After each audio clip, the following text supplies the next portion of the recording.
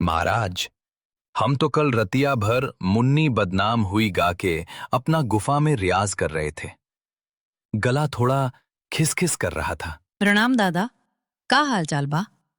तनी एक बात बताइए, ई जंगल में जो ई 3 पंजे वाला स्टैम्प पेपर घूम रहा है, ई केकर है? अरे रेवा दीदी, आप भी यहाँ? ये राजा जी चश्मा पहन के काहे घूम रहे हैं? रात में मोतियाबिंद हो गया है का?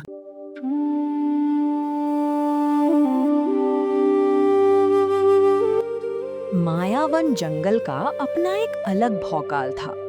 दिन भर यहाँ जानवर ऐसे शोर मचाते थे जैसे किसी सरकारी बस स्टैंड पर सब्जी मंडी लगी हो। लेकिन रात के ठीक 11:59 पर एक अजीब सिस्टम चालू होता था। 12 बजते ही ऐसा सन्नाटा छाता मानो ऊपर वाले ने पूरे जंगल का म्यूट बटन दबा दिया हो। कोई पत्ता हिलने की जुर्रत नहीं करता था और उसी 60 सेकंड के सन्नाटे में जंगल के बीच में खड़ा एक सुक्खड़ बिना पत्तों वाला पेड़ एकदम चकाचक नीली ट्यूबलाइट की तरह चमकने लगता था। जानवर इसे जंगल के देवता का चमत्कार मानकर हाथ जोड़ लेते थे। लेकिन रायता तब फैला जब एक सुबह जंगल के सबसे बुजुर्ग भोलू उल्लू का पत्ता कट गया। मतलब भोलू काका गायब हो गए। उनके घोंसले के नीचे सिर्फ आधा खाया हुआ जामुन और एक अजीब सा निशान मिला। 3 पंजों के बीच एक काला गोल दाग। राजा शेर सिंह अपनी मखमली चट्टान पर पसरे हुए जम्हाई ले रहे थे। उनका मंत्री लकड़बग्घा, जो नंबर 1 का चापलूस था, एक फाइल लेकर खड़ा था।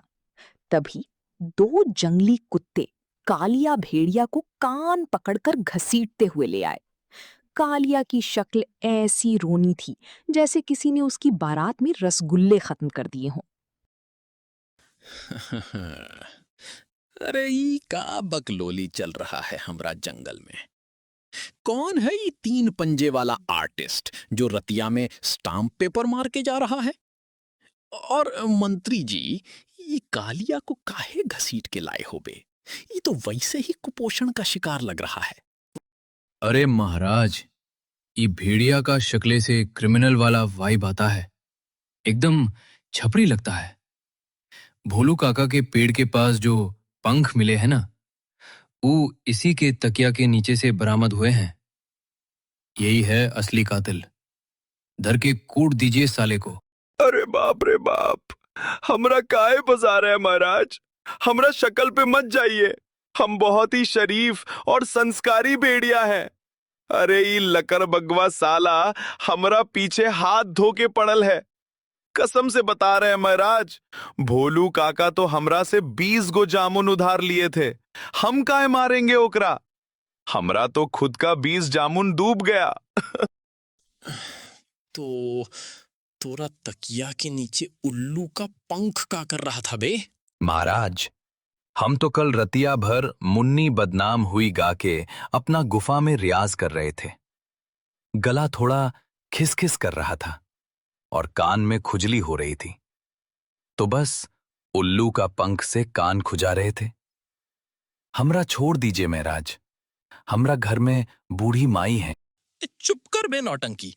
तेरा बेसुरा गाना सुनकर ही आधा जंगल डिप्रेशन में है। मंत्री जी, ये कालिया मर्डर करेगा, ये हमरा पच नहीं रहा है। ये तो परसों एक बकरी के बच्चे से डर के नाली में गिर गया था। एक काम करो, इस केस को हमारी सबसे तेज जासूस रेवा लोमड़ी को सौंप दो। टेंशन मत लीजिए महाराज, ई केस अब हमरा हाथ में है। दूध का दूध और पानी का पानी हम कर देंगे। और ई कालिया का क्या करें? ही तानसेन को जंगल से बाहर निकाल दीजिए कुछ दिन के लिए। कम से कम जंगल को इसके बेसुरे गानों से तो शांति मिलेगी। जय हो महाराज, जय हो रेवा दीदी। आपके मुंह में घी, शक्कर, मलाई, रबड़ी सब। हम जा रहे हैं रियाज करने। रेवा ने अभी तहकीकात शुरू ही की थी कि खबर आई गज्जू भालू भी गायब हो गया। गज्जू अंधा था, लेकिन जमीन का वाइब्रेशन पकड़ने में उस्ताद था। सबसे बड़ी बात, गज्जू इतना भारी था कि उसे उठाने के लिए क्रेन बुलानी पड़े। रेवा जब गज्जू की गुफा के पास पहुंची तो वहां भी वही 3 पंजों वाला निशान था और नीचे मिट्टी पर कुछ लिखा था। जो जमीन खोदेगा वो जमीन में ही दफन होगा। अरे वाह, का डायलॉग मारा है। ये खूनी तो फुल बॉलीवुड के मूड में है। शोले देखकर आया है ससुरा। Breaking news, breaking news. अरे रेवा दीदी, हम अपनी अखियन से देखे ने, रतिया में एलियन आया था उड़न खटोले में। डज्जू भालू को मंगल ग्रह ले गया है पपौड़ी तलवाने। चुप कर बे न्यूज एंकर, जब देखो फेक न्यूज फैलाता है। एलियन आएगा पकौड़ी तलवाने, तेरा भेजा फ्राई कर देंगे हम। शांति से दाना चुग जाकर। दीदी, हम तो दिन रात जमीन ही खोदते हैं। ई धमकी तो हमरा लिए है। हमरा तो टिकट कटना पक्का है। हम आज से जमीन के ऊपर ही सोएंगे, भले कौवा हमरा मुंह में बीट करके चला जाए। रेवा को समझ आ गया कि मामला बहुत पुराना है। वो सुराग ढूंढते हुए कीचड़ वाले तालाब के पास गई, जहां भैरव नाम का गुस्सैल जंगली सुअर लौट रहा था। का हो भैरव चाचा, रतिया में कुछ देखे सुने थे का? कीचड़ में लोट पोट करने के अलावा भी कुछ करते हैं? हमरा डिस्टर्ब मत कर रेवा, लेकिन हाँ, रात के 12 बजे जमीन के नीचे से ऐसा वाइब्रेशन आता है जैसे कोई जनरेटर चालू कर दिया हो। ई ससुर गज्जू भी इसी वाइब्रेशन की बात कर रहा था। रीवा का दिमाग ठनका। वो सीधे जंगल के सबसे उम्रदराज जीव कछुआ दादा के पास पहुंची। कछुआ दादा अपने भारी भरकम खोल में बैठे धूप सेंक रहे थे। प्रणाम दादा, का हाल चाल बा? तनी एक बात बताइए, ई जंगल में जो ई 3 पंजे वाला स्टैम्प पेपर घूम रहा है, ई केकर है? का बबूनी रेवा, आ गईल खोपड़ी खुजलाते हुए। बैठो बैठो। ई जंगलवा का खेला बहुत पुरान है। ई निशान कौनो शिकारी का नहीं, पहरेदारों का है।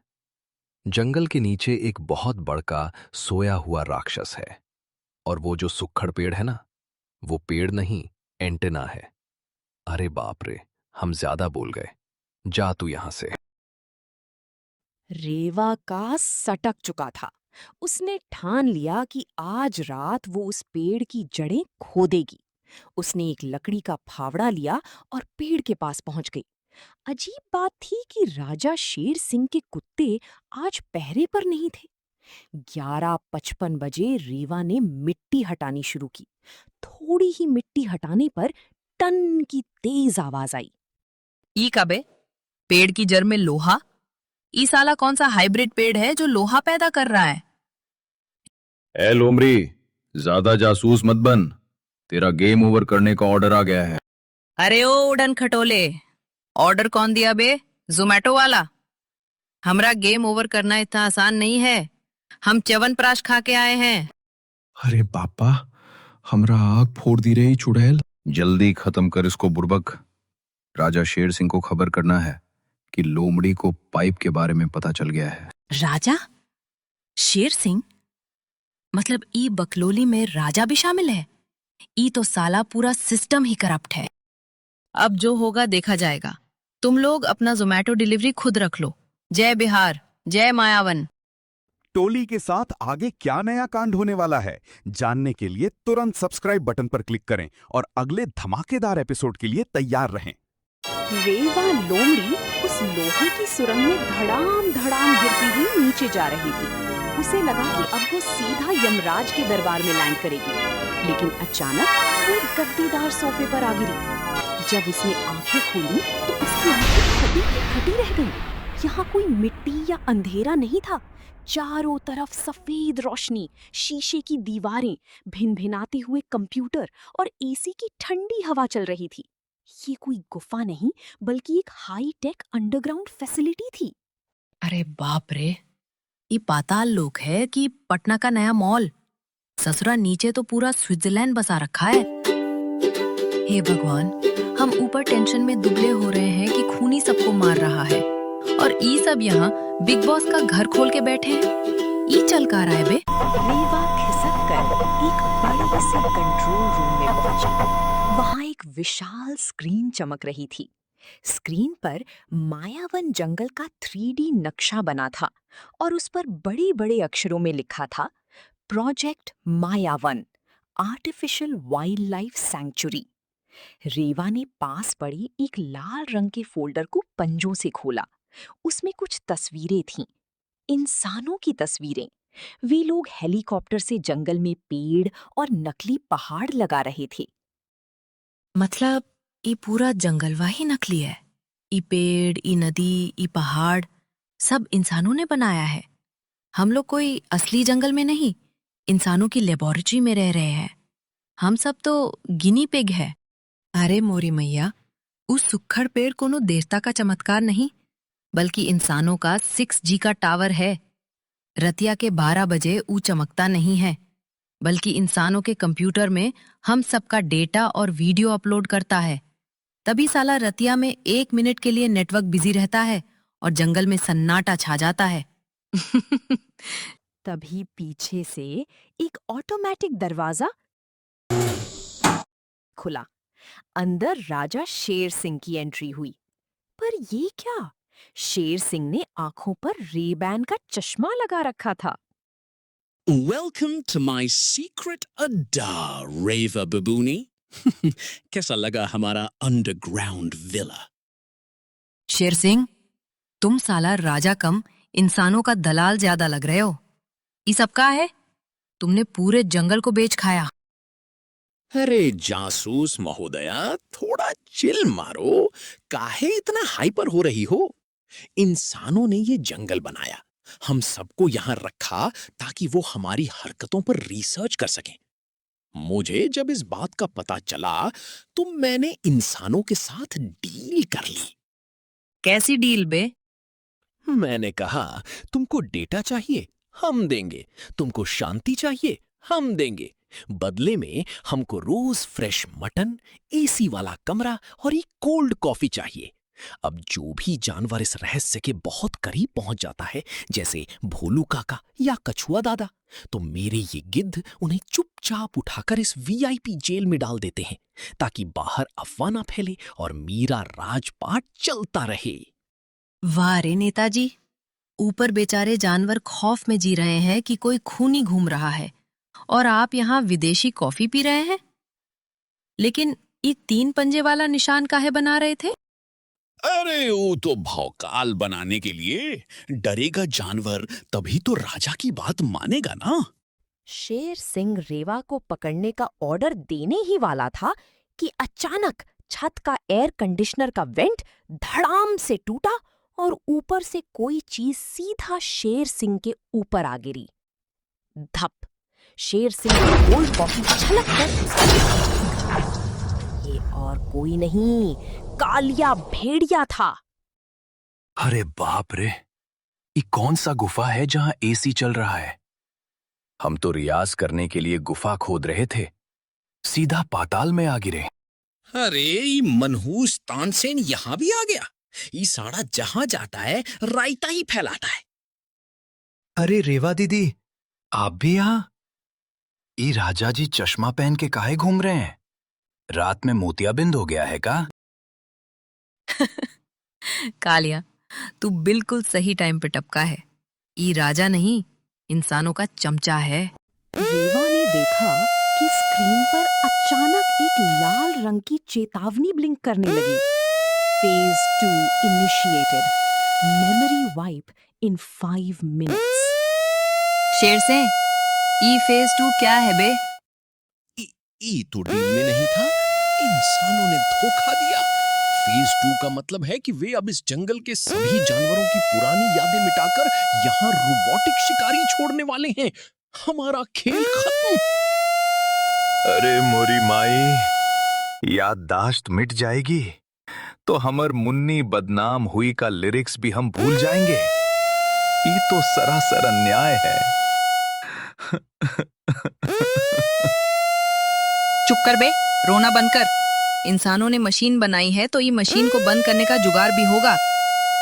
का हो राजा जी, ये इंसानों का टावर उड़ा दे या अभी भी आपको कोल्ड कॉफी पीनी है?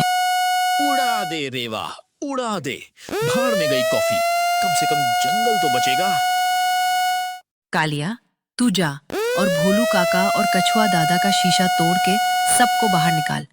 आज ही 6G का टावर गिरेगा। रेवा ने पूरी ताकत से उस लाल बटन पर अपना पंजा दे मारा। ऊपर जमीन पर खड़ा वो चमकता हुआ सूखा पेड़ यानी एंटेना अचानक चिंगारियां छोड़ने लगा और जोरदार धमाके के साथ टूटकर गिर पड़ा। पाताल लोक की बत्तियां गुल हो गई। अरे दीदी, अंधेरा हो गया, अब हम रियाज कैसे करेंगे?